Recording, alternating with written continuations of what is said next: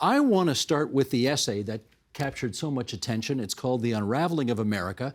You first published it in Rolling Stone a few years ago, and it went viral. And here's a quote from that. And Sheldon, if you'd put this up, I will read it for those listening on podcast, and then we'll chat. Odious as he may be, you write, Trump is less the cause of America's decline than a product of its descent. As they stare into the mirror and perceive only the myth of their exceptionalism, Americans remain almost bizarrely incapable of seeing what has actually become of their country. Okay, lots to pick apart here. What is the actually has become of their country that you are referring to? Well, let's remember that essay, Steve, was written at the low point of COVID when the American performance was not just scandalous, it was leading people to say for the first time the world had pity for America. You know, I've been asked by a lot of editors to write about COVID. I didn't think I had anything new to say until one night I was paddling my kayak around a little island off of Vancouver, and I thought, well, you know, COVID's not just about medicine and public health, it's also about culture and history. And what I was seeing is that the fundamental collapse of the infrastructure and the solidarity of the American society, which had been a process had been going on since the Second World War. And at the time, Canada seemed to be performing much, much better. And although it did suffer in time from COVID, there were three elements in the Canadian society that seemed to be holding us together. And I use a metaphor of going to get your groceries at the Safeway. You know, in the States, there seems to be a chasm between you and the checkout person. And in Canada, that doesn't exist because you know the clerk is getting a decent wage because of the unions. You know that your kids probably go to the same public schools. You know, above all, that if her kids get sick or his kids get sick, they'll get the same medical care. And those three strands woven together become the fabric of Canadian social democracy. And I think one of the things the Americans don't understand is that healthcare, for example, is not about health. It's about solidarity. It's about fairness, about feeling. So that essay was written very much in the heat of the moment, got some things right, some things wrong. Who could have guessed, for example, that RNA vaccines would be developed in a matter of months when previously the fastest had been 4 years, as if to affirm the very American exceptionalism the essay calls into question. But I think it hit a nerve. I mean, it went incredibly viral, 362 million social media impressions. There was media interest in 23 countries, 5 million people read it on site. And I think it just had that attention not because it was a diatribe, not because it was ideological, not because it was a polemic, not because it was an indictment of America. It was an intervention. And when you do an intervention, you hold the mirror to show your loved one how far they've fallen. And as Cory Booker says, if America hasn't broken your heart, you don't love her enough. The senator from New Jersey.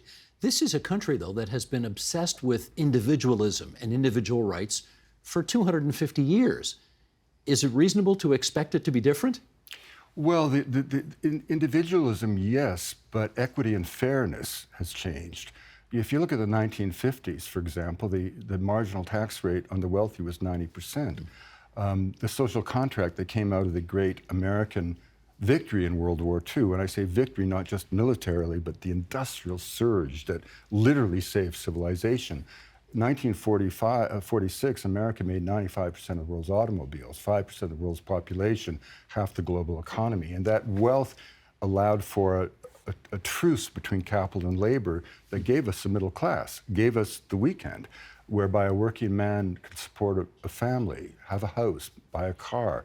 Well, that social annual contract, vacation. Annual vacation, maybe even a cottage in the woods, but that social contract has been eroded, and that's really, I think, accounts for a good part of the Trump phenomena, a sense of unfairness and a sense of having been left behind.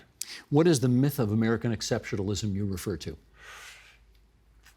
What it really was, in a way. You know, this is a country that took the ideas of the Enlightenment, liberty and happiness. Happiness wasn't contentment. Happiness by the founding fathers was seeking actively a life of virtue, of doing good. And of course, all of that was stumbled over each other in a bunch of contradictions, which is what the first essay in this book is about. How do you have individual freedom in a land that endorses slavery? You know, so this is the constant struggle in the history of America. But it was a shining city on the hill. It set the example for the world. it was the Great Revolution, you know, and it gave us a possibility that, as Jefferson wrote, you know, I've sworn upon the altar of Almighty God to fight against all forms of tyranny over the mind of man. That was a pretty powerful idea when written in the 18th century. As he owned slaves himself. As he owned slaves himself. This Yeah. is the great contradiction, isn't it?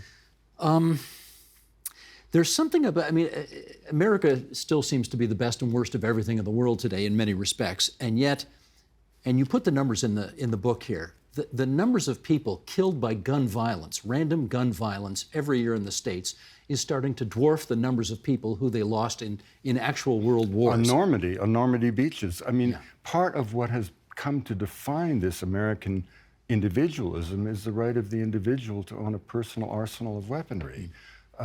You know, we see the statistics on obesity. We see, you know, we see the you know, the notion that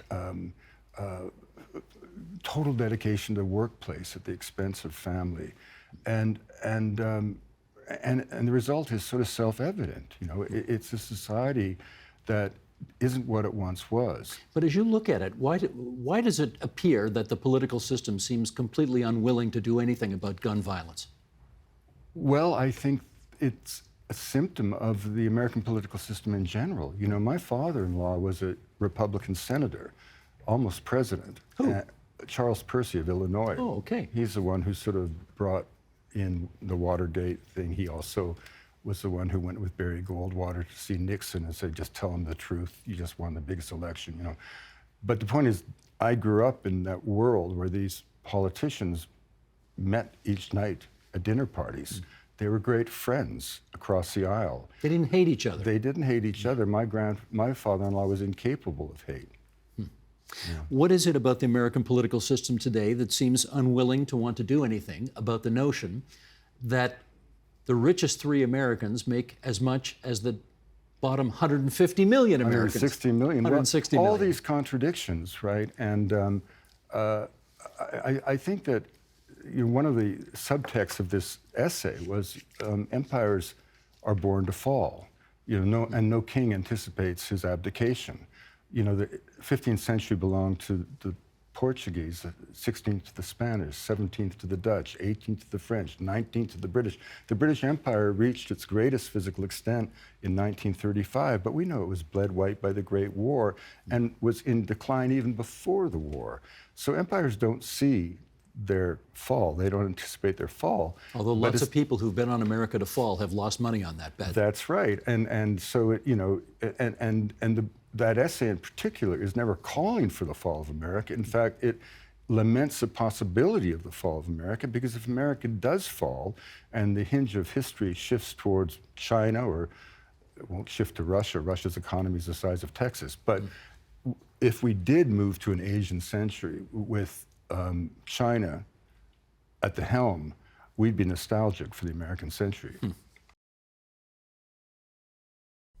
The Agenda with Steve Paikin is made possible through generous philanthropic contributions from viewers like you.